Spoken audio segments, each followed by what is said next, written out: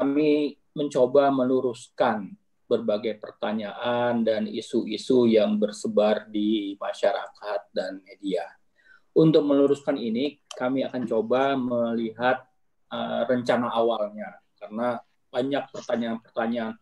Kok ini misalnya pelatihannya kok pelatihan seperti di YouTube ada, ya, pelatihan masak kue kok ada. Nah, ini kita akan mencoba menjawab beberapa hal. Saya akan mulai gini.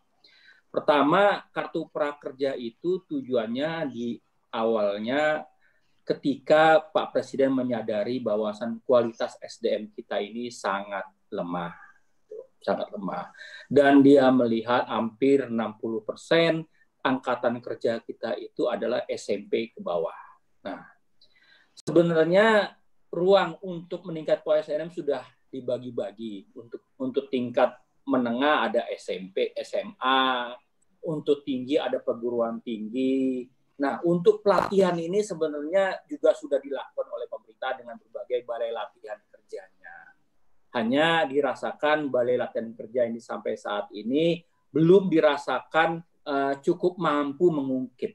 Dalam artian tidak mampu mengungkit dikarenakan permintaannya itu yang besar, sedangkan suplai pelatihan yang ada itu kurang memadai, sehingga pemerintah membuat namanya program Kartu Prakerja. Di sini program Kartu Prakerja ini sifatnya adalah pelatihan meningkatkan skill agar mampu bersaing di pasar nasional, di pasar global, utamanya untuk masyarakat yang tiga ini. Pertama, masyarakat pengangguran, agar bisa meningkatkan skill-nya. Kedua, masyarakat yang terkena PHK, itu juga diangkat. Dan juga tidak kemungkinan bagi pegawai-pegawai kelas rendah, low skill, dia pengen meningkatkan kualitasnya nih, menjadi tingkat manajerial. Nah, ini juga di kesempatan yang juga sampai seperti misalnya di perusahaan tekstil. Kerjaannya dari masuk sampai terakhir keluarnya masang kancing terus. Nah, ini yang menjadi persoalan. Jangan dong sampai orang masang kancing terus sampai pensiun, karena dia dapat ditingkatkan. Nah, ini yang target-targetnya.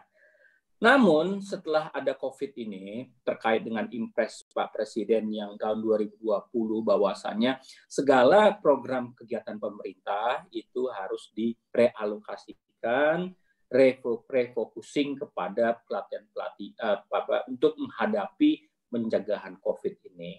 Sehingga banyak pelatihan-pelatihan yang tadinya ini dari segi biaya misalnya ya, dari segi biaya tadinya dirancang biayanya itu sebesar 5 juta rupiah, ini yang rata-rata, dengan insentif hanya sekitar 650.000.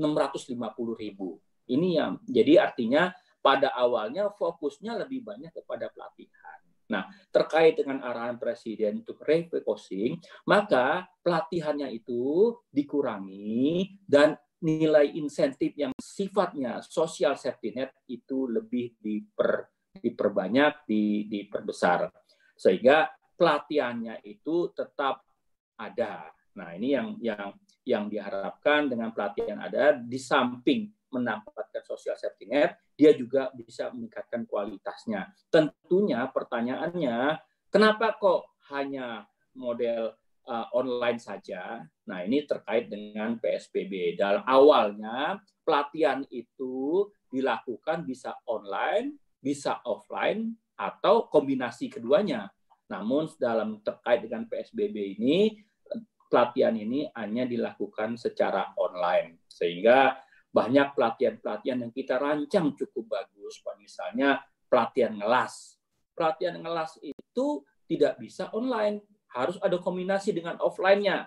Nah, sekarang kalau kita memaksakan misalnya pelatihan mengelas yang harus terjun lapangan, itu nggak mungkin terkait dengan PSBB tersebut. Sehingga banyak pelatihan-pelatihan yang dirasakan penting itu agak akan di-switch dulu. Nah, nanti kita lihat nanti perkembangannya setelah 4 bulan ini, dan harapannya tentunya COVID ini segera selesai, walaupun tidak satupun pakar atau siapapun lembaga pun ini bisa memastikan COVID ini akan selesai. Tapi kita berpikir 4 bulan ini kita coba dulu sambil safety net terkait dengan banyak orang kena PHK, dengan juga pembatasan supaya tidak boleh mudik dan lainnya, sehingga di samping mendapatkan kesejahteraan juga dia bisa mendapatkan